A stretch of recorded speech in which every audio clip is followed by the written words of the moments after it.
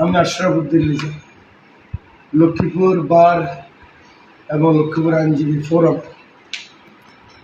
আমার বন্ধুদেরকে আমি বলতে চাই, জানাতে চাই, অনুরোধ করতে চাই, আপনারা আমাকে ভীষণ ভালোবাসেন, আমিও আপনাদেরকে ভীষণ ভালোবাসি।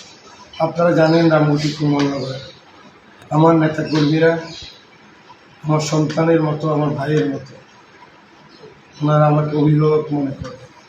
17 বছর আন্দোলন সংগ্রামে আমি ঢাকার নেতা হলো, আমি সব আন্দোলন আমার ছেলেদেরকে নিয়ে আমি গ্রামেই ছিলাম, সেখানে যুদ্ধ করেছি, সংগ্রাম করেছি।